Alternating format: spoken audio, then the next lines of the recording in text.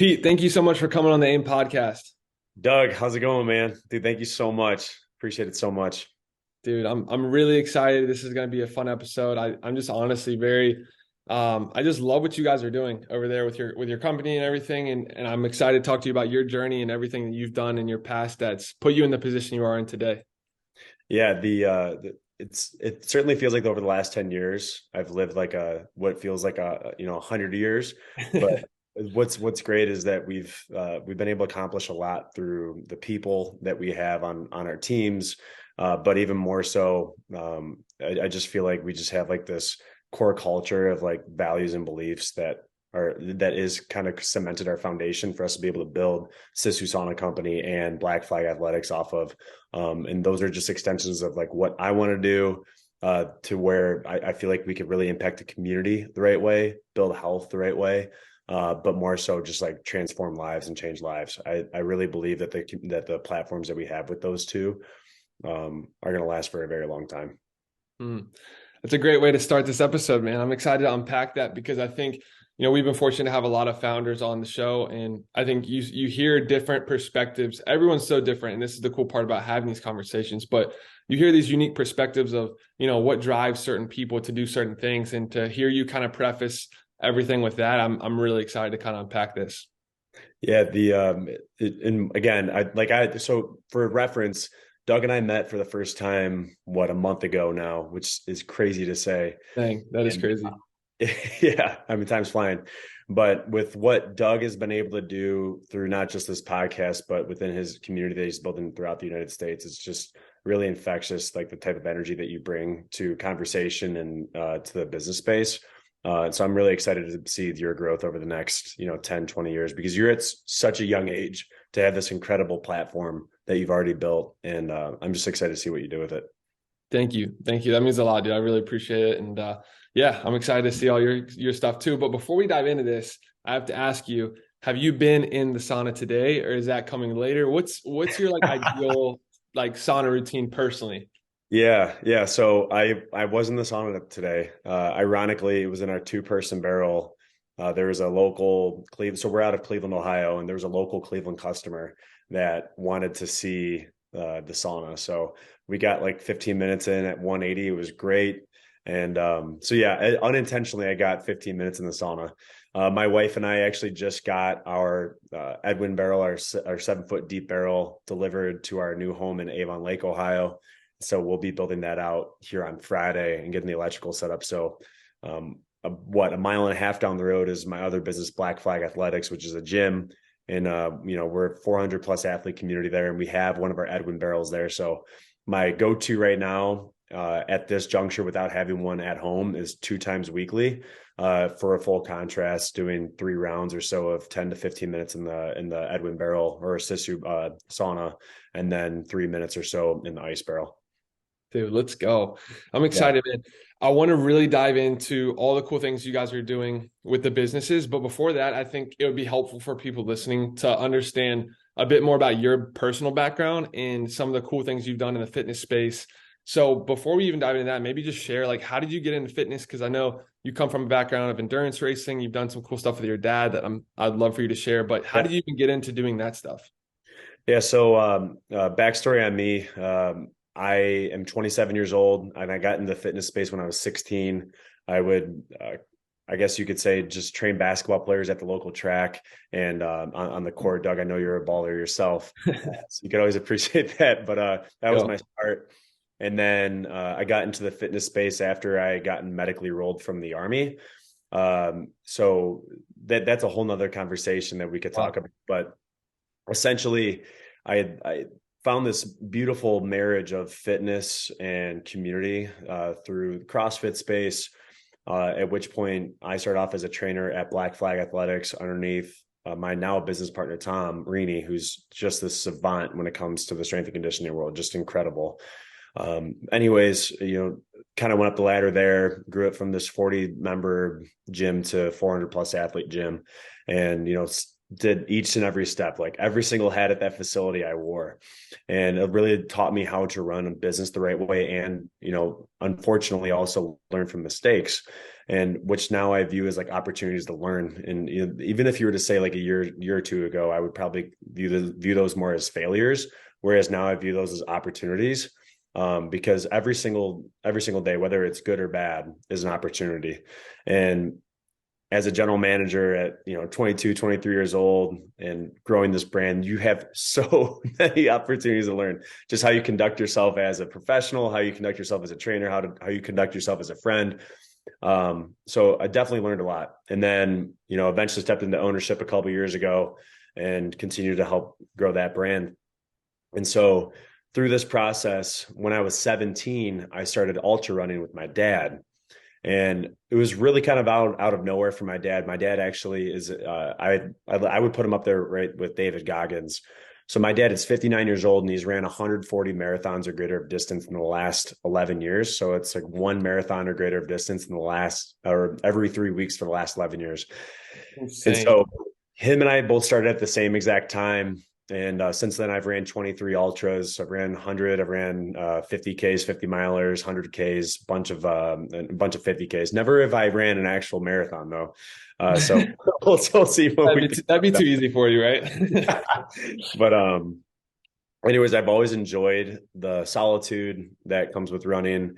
I enjoyed the hardship that comes with running, because none of these distances are easy by any means, whether it's a 50K, 50 miler, 100 miler, they're all very difficult in their own respects. But I found personally this incredible carryover from ultra running into the workspace, and ultra running into my family life, and ultra running into my faith, and ultra running into all these different aspects of life. And not that you do not need to be an ultra runner to kick ass at life. You don't need to be an athlete to kick ass at life.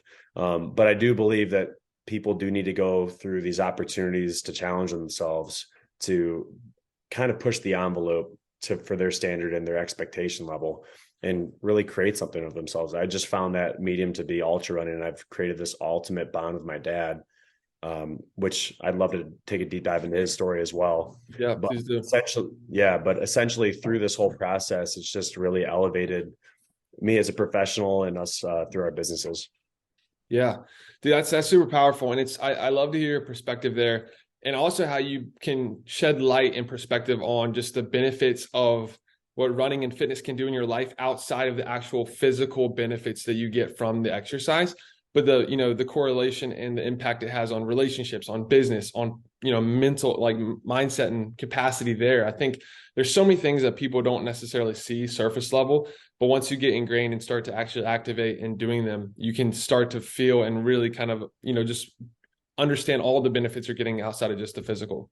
Yeah, certainly. So my wife Paige and I, we regularly talk about kind of 5 different focal points every single day that we need to touch on, and not even touch on, but to like really throw ourselves and pour ourselves into. The first one's faith, the next one's our family life. And through our family life, we look at our home and schedule, like, what do we have to do with our family at home? What do we have to do around the home?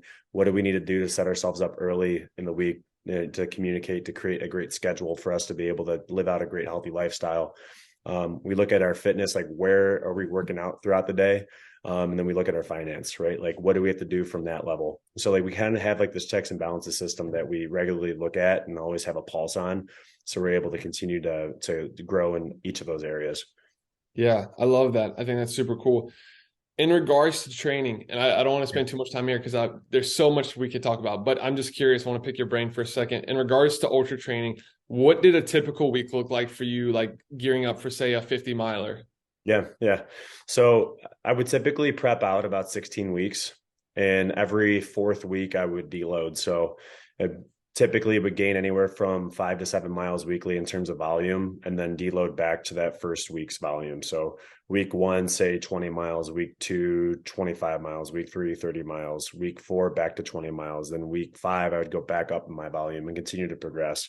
So typically if I was hitting my peak stride in terms of volume, you're looking around 50 to 55 miles at most. That's where I found my body to feel really good, without taking away too much time for training for me to spend. I don't want to spend all my day running. Sure. I know I have to produce for my family and produce for my work and produce for myself. But yeah, so typically I 80 or so, sometimes even 90% of my training runs came solely off of zone 2 or MAF training, which is a basic, for anybody that doesn't know, that 60 to 70% of your max heart rate, or typically 180 minus your age, and you keep that underneath that for your beats per minute. And so I found that to be super beneficial for my 50 and hundreds, as well as my 50Ks. My infatuation is strength training concurrently. I'm not the fastest runner in the world. I just really enjoy challenging myself, completing the races and finishing them at a decent time. My best 50K pace was around a 9-minute mile. That was on trail. And then my best 100 was at a 22-hour finish. So I do have a goal eventually to be able to run a sub 20-hour marathon, or a sub 20-hour 100. We're going to table that for now as we continue to grow our family. We have baby number 2 coming here in less than 2 months. So I don't want to put my wife or our family into a weird situation with my health if, God forbid something happens on a race like that. 100%, man. No, that's super cool. And I appreciate you sharing that. Yeah, I mean, I think, it would be awesome to hear about your kind of startup story, your transition into business. Obviously, you getting into fitness at such a young age, I think kind of set the stage of, like you saying, all the different things you're able to do and how it relates to other areas of your life. But what did that look like for you stepping into business and starting to, build your brands? It sounded like the gym was kind of your first taste in that. What did that kind of look like for you?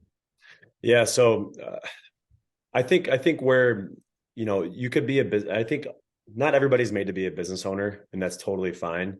Not everybody's made to be an executive level guy, and that's great. Everybody plays their different role. An executive plays their role. A business owner still plays their role. I've found, specifically through learning how to build a gym and a community more than anything here in Cleveland, with Black Flag, of the importance of caring.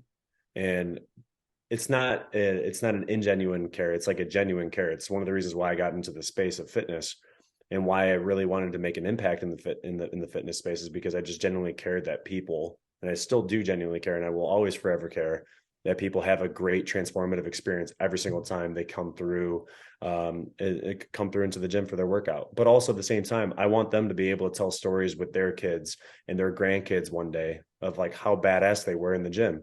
But also at the same token, I want them to share that with their inner communities and build this awesome community around each person. So that's kind of like from Black Flag. But then with Sisu, we had this incredible opportunity 6 months ago when we got it off the ground to not be brick and mortar. And what I mean by that is, like, if you've ever owned a gym, it's very difficult, unless you have an online programming platform, for you to be able to venture outside of your 4 walls, right? It's literally called the box, right? For a reason. Well, the issue is that, like, I've always thought inside the box, but never necessarily outside the box for, like, growth. And then we saw this incredible sauna opportunity pop up on a middle of a trail run when we were talking about whether or not we should manufacture or not. And thank God we, said that, yeah, let's manufacture. So now the way we view it is like the sauna is like this incredible structure. Like, our barrel saunas are this incredible structure for us to develop health, develop community the right way. And it's an extension of my desire to build community, my desire to create more health vehicles for people, but even more so to be able to expedite performance, expedite recovery, and create longevity. I'm going through a situation, my family, we're going through a situation right now with my dad, who, as I've told you, is just this stud at 59 years old. He was diagnosed with cancer 3 months ago, and he had this tongue surgery. And not to get too far into it, it was tongue cancer, so they had to remove 50% of his tongue. And then after, he had a really wild stroke, which impacted his ability in his cerebellum to be able to coordinate motion and create biomotor pattern. So he has to literally relearn how to walk now and relearn how to write. So for him, he's totally mentally with it. He's slower, but at the same time, it's like, you don't know when your time, like, you don't know when things like this are going to happen. And if it wasn't for his health, his prior health history, who knows if he would be alive right now. And so he's in this, like, pretty frustrating position. But what's going to be great is that, like, he's built his lifestyle around health and fitness, and he knows that for him to go from where he's at to where he wants to get back to, he's going to do the work. And when it comes to anything health and fitness related, we all know that it's like the daily grind, the daily deposit that Mm. is going to get you to go where you need to go and or where you want to go. So anyways, like through Black Flag, Sisu, and what I'm even seeing with my dad, it's just this fresh perspective that we need to start building community the right way, not the inorganic way. And like I was saying at the start of the podcast, like I want to change lives. Like otherwise, like I'm not in it for the right reasons. Like I want to create transformative experiences for people, and I want to change lives and do it through a community-based setting. Yeah, that's incredible. And you're obviously doing that, man. So, encouragement to you to continue to do it. It's really cool to see. And man, I want to talk to you about, the marketing element of the brand. We spoke a little bit about this before we started recording, but you've been able to get some incredible people to buy into your vision and your product line and, what you guys are building with Sisu. What's kind of been instrumental in, maybe some of these collaborations or, getting the buy-in from a guy like Nick or Brian Mazza, those are incredible guys, leaders in the space. Like, how do you position your product in a way where those guys are attracted to your brand? Yeah. Well, I think first and foremost, you have to know whether or not you're in the service or product-based industry, right? Like the way I view it, yes, we're in the product-based industry, but we're in the experience-based industry, and we have three different experiences. The three different experiences are the purchasing process, the assembly process, and the user process. What people see on social media is the user process. What people don't normally see is like the actual purchasing and assembly. And like we wanted to streamline all of those, and we want to tell a story through that. And I think with behind every great company is a great culture and a great story. And that's what we're really building our foundation off of is we've got this incredible team of our manufacturing team lead, Mark Polari, is literally from Finland. His whole family's from Finland. And when we presented him this idea of creating this incredible sauna experience that we're developing, he was just like, yeah, no brainer. We're doing it. Like sauna is just part of life. But then at the same token, he has built out this incredible Amish team. And we all know that the Amish have some of the best craftsmen in the world. So is this marriage of craftsmanship, culture, history, and what we believe is kind of like the best community experience through barrel sauna, where you have benches facing toward one another. And we partnered with Hume to be able to create this super simple, aesthetically attractive, and user-friendly experience where you could literally go on an app and set the temperature between 120 degrees and 230 degrees. If, let's say I'm down in Miami, Florida with you at Wadapalooza, I could literally turn on my sauna here at home through this app. It's incredible. That's crazy. But yeah, so essentially with Sisu, I just view like the way that we're trying to build this with our team of ambassadors is that I believe that they've caught on because of the culture and the community that we're developing around it. And we have a story to tell in terms of why in our mission of like why we're doing what we're doing and the people that we're trying to impact. And one of the things I'm really excited about too, coming up over the next month or so, is that we're going to be aligning ourselves with a nonprofit on a yearly basis, where Wow. 1% of our top line revenue, not our profit, but top line revenue, is going to be dedicated completely towards giving back to that specific cause. And from a personal side, I was in a commissioning class of 12 at the University of Akron for Army ROTC, and two of which committed suicide. And so one of our goals through Sisu Sauna Company is that we're going to give to mental health and social health for veterans in active duty Wow. to be able to help prevent these situations from occurring. And I believe heavily in it. And social health is absolutely massive for anybody, but specifically for people that have been in combat like that. So that's something that we're going to be building behind. But I hope that like at least through what I'm saying right now makes sense from when somebody's going to come on to collaborate or partner with us and be an ambassador. I don't want to call it an influencer. It's not organic, but an ambassador of or come a part of our Sisu family. I want them to know that they're going to make an impact.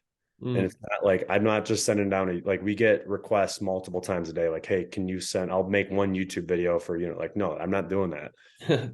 I want to form a long-term relationship, and I want to know that there's a buy-in from you to be a part of this culture and part of this team and part of this community that we're building, because like it's going to affect so many people, millions of people when it's all said and done.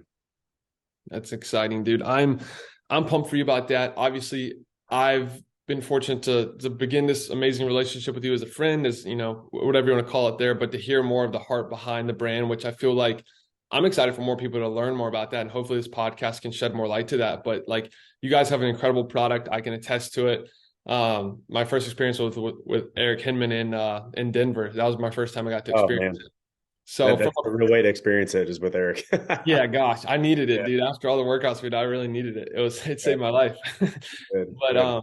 but you guys have an incredible product, but to hear the heart behind it, again, this is just something I just really want to hammer home. Like that is what matters. And I think that's where a lot of brands miss right now is chasing revenue or chasing, paid influencer deals. Like all that stuff is a part of the business equation. But at the end of the day, the longevity of the long-term heart of where you're trying to go and why you're doing it, I think is where you see brands start to separate themselves. And so it's exciting to see you guys on the path of, chasing something that's really genuine and really powerful. Yeah, I just, I guess like the easiest way to put it is like Sisu is in the business of changing lives. We just do so through the medium of sauna, right? Like that's just our chosen medium at Yeah. this point. Like I view the Sisu lifestyle being something that is all encompassing, where you're not going to see just sauna, and you'll see that here coming up over the next few weeks. Is that we're not going to be just sauna. It's going to be a There beautiful we thing go. to continue to blossom. I love that. I love But that. like, and I will say too, like, I don't know if anybody has looked up Sisu, but Sisu simply means, like, when you translate it exactly to the Finnish language, means from within. So like literally internally, there's a drive to persevere, to have tenacity, to have grit in those certain opportunities and challenges that life presents to you, where you kind of like when perseverance ends, like that's when Sisu begins, right? Mhm. Where all of a sudden like things are really, really difficult. Like, what are you gonna do? And that's like the meaning of Sisu, is like this internal drive to constantly improve, to constantly expect more, and to continuously pour into not just yourself, but the community around you. Yeah, that's so good. I was going to ask you how you guys derived the name, but that's super cool to hear that story. You talk about craftsmanship. I do want to kind of touch on the product. We've talked a lot about the culture, the heartbeat, but let's dive into the product. Tell us more about the strategy of the design of the actual unit and why you guys chose the barrel route and some of the maybe key elements that go into that design process that actually benefit the customer. Yeah, that's an amazing question. And it's a question that I think is like super awesome to ask, because we get that question all the time. It's like, why this barrel shape? Outside of it just looking badass, we all know like a Mhm. good barrel looks awesome. There's so many great things that come from a sauna experience that you don't get out of a standard cabin style sauna. And I do believe Sisu is going to create probably this year like a good solid cabin style sauna, because I know people enjoy that look and the aesthetic and the ability to be able to kind of make it look built in as part of a room if they wanted to. But that said, we started off with a 6x7 barrel sauna because we found that that is the most popular sauna that has been created, but we wanted to do it better, right? So what we looked at is multiple things. How hot does the experience get? How tight are the staves to one another to create that hot experience? Because that's something that lacks in many other sauna companies with their production. We look at how fast does the heater heat up to the desired temperature of ideally over 200 plus degrees. How is the assembly process? What type of like heater are we looking at? And there's all these different like little factors. Those are just like five that come off the top of my head. But we decided on the barrel shape mostly because it was, one, the efficiency of the heater, and two, is an amazing way to build community. When you're in a cabin style sauna, everybody's facing away from each other, versus with a community based sauna, in terms of the barrel, you have everybody facing toward one another. And if you've never been in a barrel sauna, you can't use your phone because it will overheat. So what that basically does, it's kind of like a shared suffering where everybody is on equal ground. And one of my like favorite quotes of all time is like, camaraderie is at the margins of laughter and agony, right? So you get both of those in the sauna. Once you get past 15 minutes, kind of like all bets are off.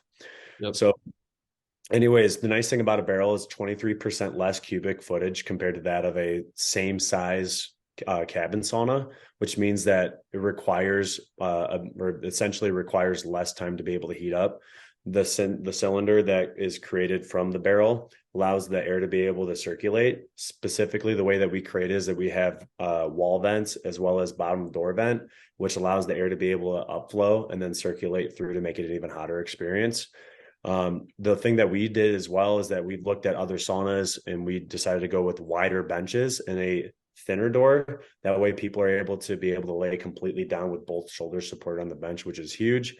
And then we went completely with Hume. As I was saying before, it's just the ultimate simplicity, the ultimate user-friendly experience that you want, and the aesthetic is incredible. So that was kind of like the reason why we went with this 6x7. The 7 foot is ideal for up to 8 people if you wanted, but it's also perfect for 2 people who want to lay completely down on the bench as times get hot. And then at Black Friday this past year, we unveiled our 2-person barrel, the Eddie, which is kind of like the little brother to the Edwin, 4-foot deep barrel. And it's an amazing, super premium feeling experience. That's awesome. And how did you come up with the names of the sauna? Where did Edwin and Eddie come from? Yeah. So this is going to sound really corny, but our first ever sauna that we were going to, when we got into it, we're like, man, we should call it the best barrel. And then we're like, no, let's not do that.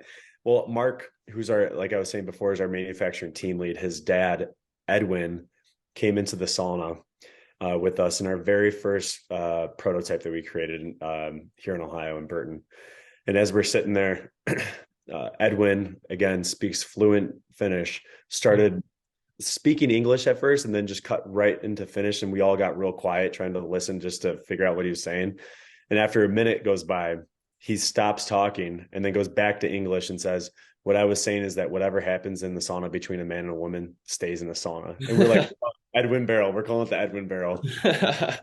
And then we were like, the Eddie kind of came naturally out of it kind of being funny as like the little, like Edwin sounds very mature, older version versus the Eddie, which is like the little brother. And so as we were making this 4-foot deep 2-person barrel experience, we were trying to figure out a name and we're like, let's just keep it super simple. It's like the little brother. And little brother in Finnish is Pikaväli when you translate it. And so it was either going to be the Pikaväli, and I was like, no, that's way too long. Let's just call it the Eddie and make it fun. So we call it the Eddie. It's awesome. I love that. I think it's cool. You guys have stories for everything. We live. It's part of it. I don't want it to feel like if somebody's come into our website or is talking with any of us that we just feel like we're part of just some catalog and it's just like barrel number 50. Like I don't want it to I want it to have a personality. I want it to be fun. And I want it to be memorable. Yeah, no, I think it's really smart. I love it. Obviously, we're living in a time right now where deliberate heat exposure, contrast therapy, all these things have gotten a ton of attention. I think people are starting to really educate themselves on proper recovery practices. You could probably go really deep here and kind of nerd out, but just from a high level, could you share some benefits of deliberate heat exposure and why people actually benefit from a health perspective by using a product like, what you guys bring to market? Yeah. Well, I think like where we need to like first start off the conversation then is where did sauna originally come from? And this happened, potentially thousands of years ago which is what we're finding out is that sauna was done in a room made out of animal skin with a fire and then rock over the top. And this was actually considered the infirmary or the hospital. So when you would go to the hospital, they would actually put you in this room and you would sweat out the viruses and sweat out whatever stuff you had in your system. And so this was like part of the culture. It was like, all right, literally the go sweat it out method. That's where it originated. So there's obviously efficacy from us from like a lymphatic system standpoint to be able to get out any sort of toxic agent, viruses, bugs. But what we're finding just from like a very, very simplistic standpoint, we induce sweat when we're in the sauna because of the room heating up. Now, this is in a traditional setting. There's also infrared sauna, which is also great. It's a great starter setup for most. Typically you're looking at the max 160, but typically 150 degrees. And that's more of a direct heat. I mean, that's heating your body up, less of the room. And so that's from like the near infrared wavelengths. And so what we're finding is that traditional sauna therapy, and so one of the reasons why we created Sisu in the first place is that we believe so much in the research that is now coming out just over the last 4 to 5 years of the longevity, performance, and recovery benefits of sauna therapy as it's related not just to the athlete, but also the general population. And what we're finding just from a study back in 2018 is that people who sauna 4 times weekly have a near, and don't quote me on this, but around 60% plus uh, all cause mortality decrease in chance of just passing just by being around and being in sauna for 15 minutes plus. But what we're finding in the athletic space is that it's increasing recovery because what we all are finding out, specifically like DOMS, delayed onset muscle soreness, like there's no end all like way to be able to get rid of that. But what we are finding is that increased circulation is one of the easiest ways to do it. And most people, specifically like athletes, don't want to have to train any more than what they need to. They don't want to get on another bike if they don't have to, but they will go sit in a sauna because the barrier for entry is super low. You just go sit there and sweat. But when you get above 175 degrees plus, there's all these incredible robust effects on the physiological side of our health that occur versus that of anything 175 degrees and below. So you're seeing something called like heat shock proteins, which basically creates your body creates this natural like mechanism to hot environments. So like it makes your immune system more robust, your nervous system more robust, it makes it more resilient. So like when these heat shock proteins come into play, essentially is allowing you to be able to thrive in hotter and hotter and hotter environments, which is going to allow your a couple things. It's allow three-dimensional muscular structure to be able to be preserved. Let's say you didn't strength train throughout the week, but you want to preserve muscle mass. You could actually get into a sauna for 15 to 20 minutes at 175 degrees plus, or depending on like where you're acclimated. If you're Eric Hinman, probably 200 degrees plus. Yeah. You're actually able to preserve muscle mass and the three-dimensional structure of muscle mass through the deliberate response of heat shock proteins, which I don't think people realize. I didn't We're know that. also, yeah, it's really, really cool. That's Um, wild. there's natural increases in HGH, human growth hormone, by just one session weekly. That session's typically like 3 to 4 intervals of like 20 minutes, 20 to 25 minutes in a sauna, and then 5 minutes of cooling periods. That doesn't have to be like 30-degree water. That could be 60 degrees and under in terms of cooling. So that could be a cold shower, a cool bath, or a cold bath, which is great. And there's so many other things. When you look at from the immune system response, like I was saying, the lymphatic drainage is absolutely incredible with sauna. But the other thing that I find is the mental and like the mental clarity that people gain from sauna, because it is a challenging environment to be in and expose yourself to, where there's this like endorphin rush when people get out of the sauna, and same thing like out of the ice. But when you're in the sauna, once you get past certain periods, and the same thing with ice, there's this dynorphin response where it's like, dude, I need to get the hell out of here so bad. But like when you push past that, you're actually building the threshold for your ability to be able to tolerate pain and be able to tolerate this response of heat and cold. So when you pair the two together, you have this vasodilation response where like increased circulation, higher heart rate, induced sweat in the sauna. And then on the opposite end, cold exposure, cold plunge, whatever you want to call ice barrel, it's the opposite. You have vasoconstriction, decrease in heart rate, and you're obviously not sweating. So, or you might still be obviously from the response of the sauna. But what this does, it gives you like this high and this low. And what it does, it creates this incredible like physiological effect on the body to be able to enhance recovery. It also allows you to be able to really gain traction in terms of like your cardiorespiratory fitness. You'll often see a lot of people from like a blood pressure standpoint actually finish their sessions at a lower blood pressure than from what they started off at baseline prior to the session. Same thing with heart rate.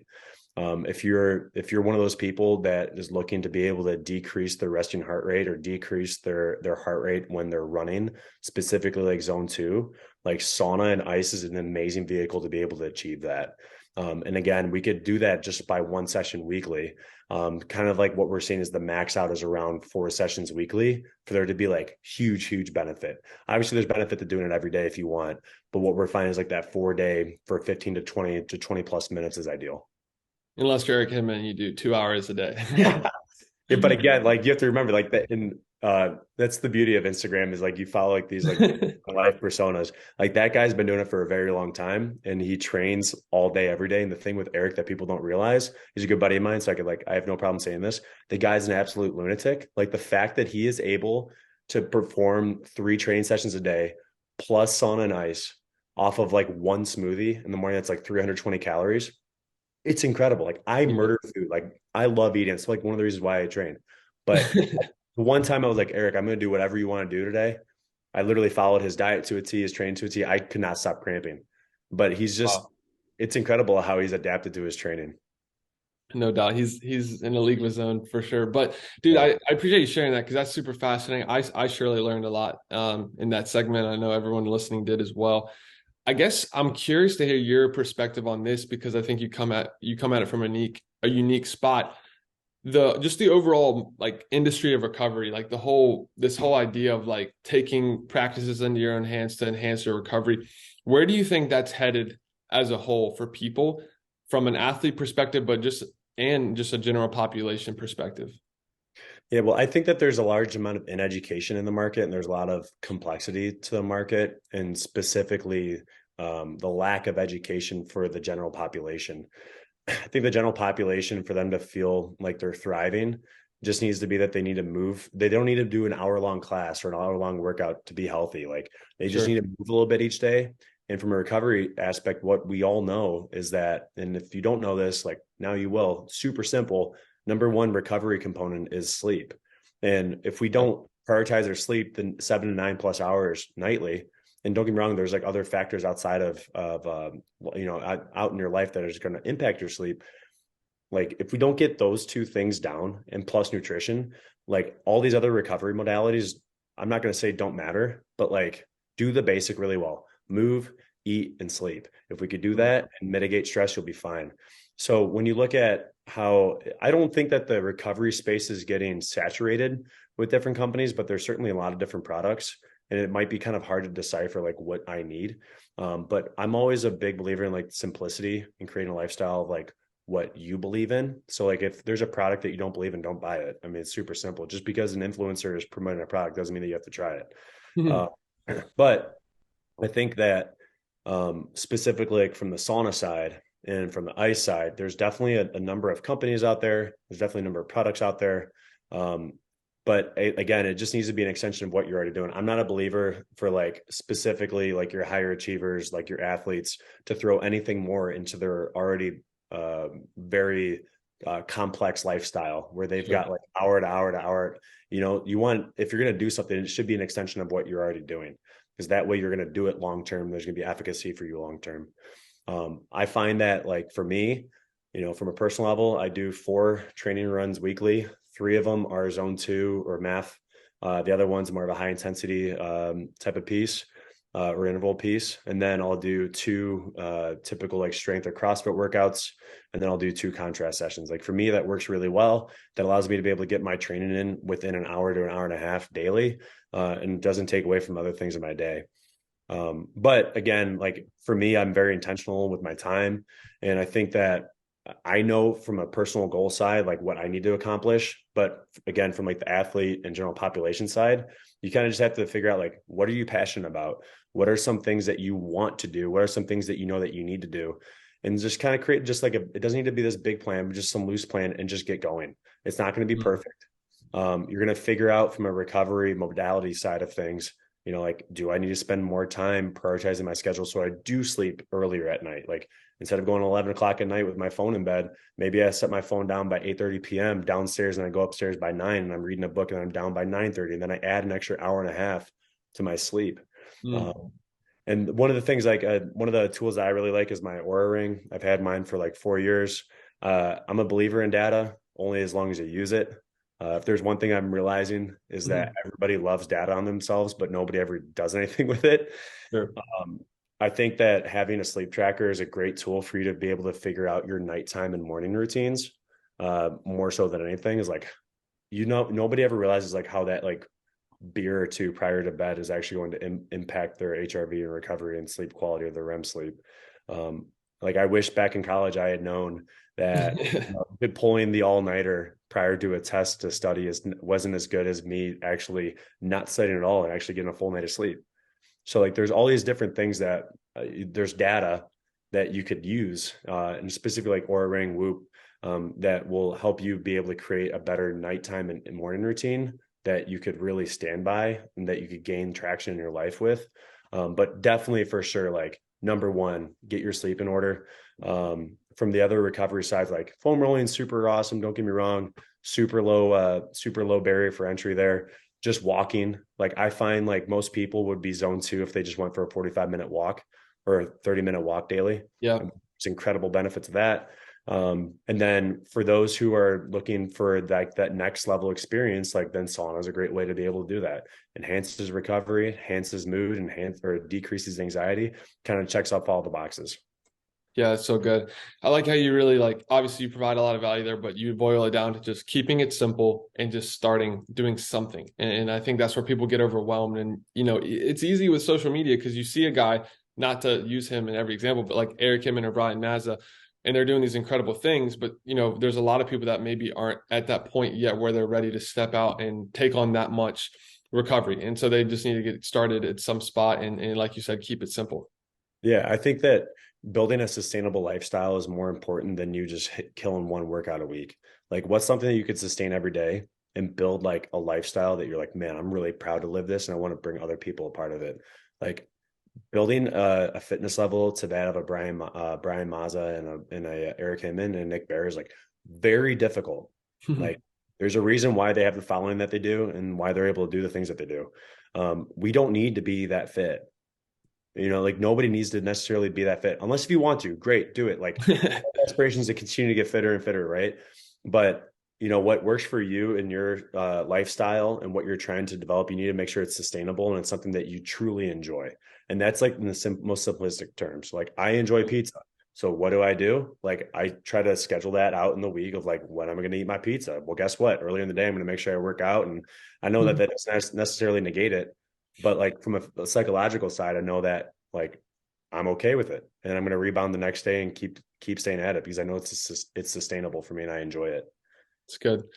I love that, dude. You kind of touched on it a little bit earlier, but I want to ask you, is there any exciting projects or things coming out with Sisu that you want to talk about? I'm sure there's certain things you maybe can't share yet, but what's the direction of this brand heading into this year? Yeah. So Sisu Sauna Company started off as Sisu Sauna Company, but I've used Sisu Sauna Company come into a Sisu lifestyle. Like I've been hinting at, I want it to be something to where like the Sisu lifestyle is a part of people. It's a part of their willingness to go to the next level, to expect more, and to bring other people with them. And again, to create these awesome community experiences. So over the next couple of weeks, we're going to actually be announcing our outdoor shower. I don't know the exact name yet. I don't want to release that, but it's this beautiful like matte black hardware, twist on, twist off shower, and it's super beautiful. Waterfall shower head, handcrafted, all cedar. I'm really excited that's going to hit the market. That's going to be very complimentary to both the sauna and the ice barrel and cold plunges and everything else out there. So that'll be amazing. That'll be coming out here again like 2 or 3 weeks. On a personal side, plus the Sisu side, we're going to be doing this amazing run here in Cleveland, Ohio, that I'm really excited about. It'll be my first race I'm ever hosting. It's a 12-hour ultra marathon up this hill in Cleveland, Ohio, called Hogsback Lane, which is this 250-foot just straight uphill, 0.75 miles down and back hill. That will be a 12-hour ultra marathon. It'll be called Hell on Hogsback, and it's going to be 100% donation based. There'll be like minimum donations for people to entry. So there'll be a 1 hour like fun run. There'll be a 2-person team option and a single man 12-hour option for as many times you could do down and back. So if you do a 10-minute 0.75 mile down and up, that's a 52-mile exertion on a 12-hour Hell on Hogsback experience that you'll have for yourself. But what we're doing is that 100% of the proceeds are actually going to go into one funnel, And then we're going to actually going to be giving that specifically to a cancer patient through application who cannot afford their surgery or their Wow. treatment and be able to give back. So like when my dad was in the hospital for his tongue cancer, I was just thinking there, like, there's got to be a way for us to be able to give back to who are less fortunate. Because I know not everybody's able to afford these, like, emergency brain surgeries and whatnot. And I think that there's a way that we could give back through running and through the suck. And I'm excited because we'll have a sauna on site. We'll have some ice barrels. I want to bring on some other brand partners and bring some like influential people there to be a part of this experience for people. But I'm really excited to be able to give back through Hell on Hog's Back. So that'll be another thing coming up. And then down the pipeline as well, we'll have other products coming out with Sisu. And then obviously from Black Flag standpoint, we'll continue to grow that community. We just started doing these awesome 90-minute training sessions versus the 60-minute class model that most CrossFit gyms utilize. And it's not for every class, but it's one Saturday a month where it's just 90 minutes of just this intense, awesome, badass training environment. And then we sauna and ice after. So I'm excited to bring like brand partners on with that as well. And then, from a personal side, we got, my wife and I are expecting baby number 2 here in less than 2 months. I'm super excited about that. And we just moved into this beautiful new home a couple months ago and renovated it. So, life right now has been a lot of fun, been a huge challenge, but it's just been so rewarding. Wow. Well, dude, congrats on everything you guys are doing, and really, really pumped to see the impact you continue to have with the people through all the different communities and the brands, but also personally as a father, as a husband, as a leader in the space. So really, Thanks. really pumped for you, man. Thank you. I appreciate that. It'll be fun to just see where, like, we've got faith that, if we do things the right way, we'll experience some awesome things over the next number of years. And we just want to keep coming from a super genuine and authentic place. Yeah, that's amazing, dude. I really appreciate you taking the time to do this today. This has been a really fun episode. I think not only have people probably enjoyed hearing your story and all the value you brought from your experience, but also the genuine value of the educational side of, deliberate heat exposure and some of the things that your product benefits with people. The last question I kind of have for you wrapping this up, and this is more for just those people that are in the entrepreneurial world and want to kind of build a brand off maybe an idea they have. What's the best advice you could give someone starting out? And it's a pretty typical question, but it's been so cool to hear all the different guests' responses to this that you've learned and that you've been, would tell yourself at a younger age, getting going as a young entrepreneur.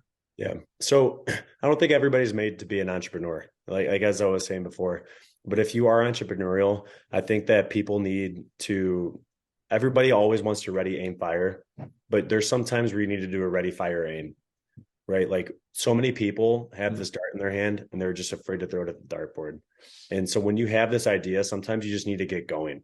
And there's going to be all these amazing experiences and opportunities to learn across like the first 6 months, the first 2 years, the first 5 years, so on and so forth, for you to learn from the failures, for you to learn from the highs, for you to learn from the lows, and build, a brand around that.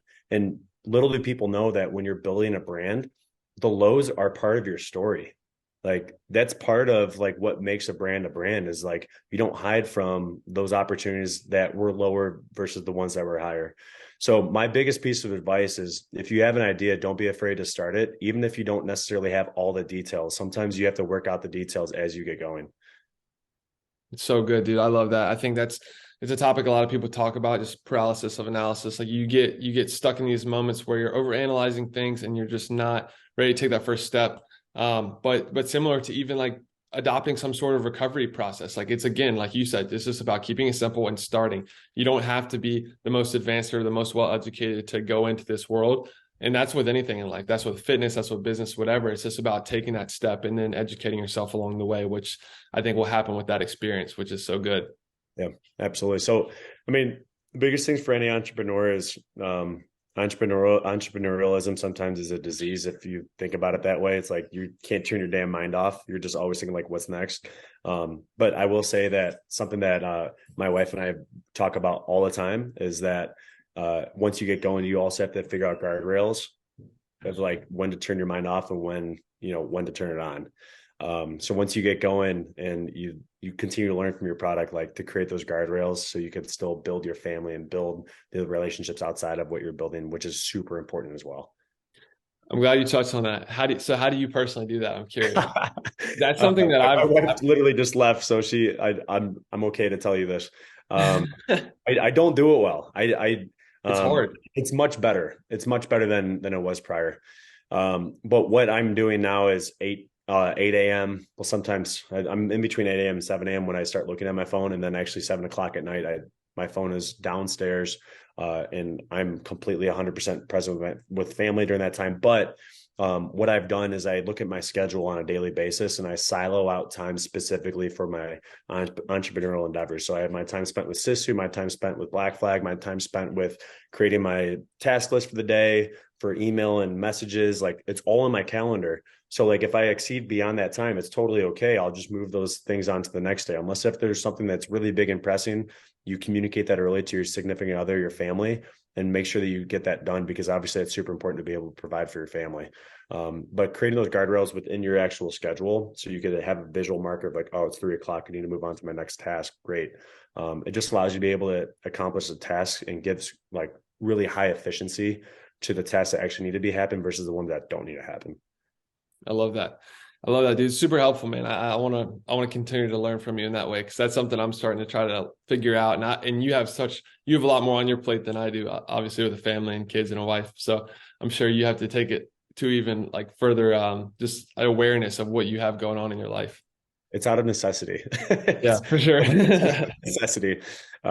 So yeah, I appreciate that. And again, you're so young. These are things that you're just going to learn over time. And I really do believe age is just a number. I've always been around people who are twice my age, and I'll tell you what, like, because age is just a number, some people are going to give you like flack for being so young and trying to do all this stuff.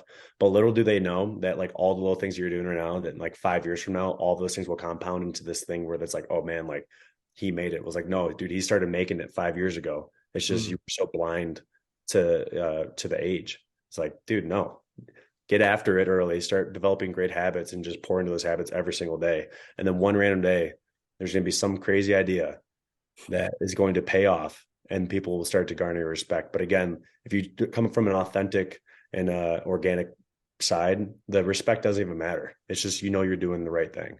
And that's how you build a brand. Wow. It's a great way to end this episode. Let's go, man. You got me fired up over here. I'm ready to go kill it. Hey, Pete, thank you so much for coming on the podcast. This has been super fun. You are the best, and I'm super grateful for our friendship and all the things you guys are doing at Sisu and every other thing that you're touching this year. And I just pray that it just continues to unfold and help people and just do amazing things, bro. You got our 100% support here at AIM and everything that I'm working on. Thanks so much, Doug. I appreciate it. And thank you so much for your time, man. I know your time's super valuable, and I'm super excited to see where you're going to take your journey. Thank you, Pete. I appreciate you, bro. All right, man. Have a good one.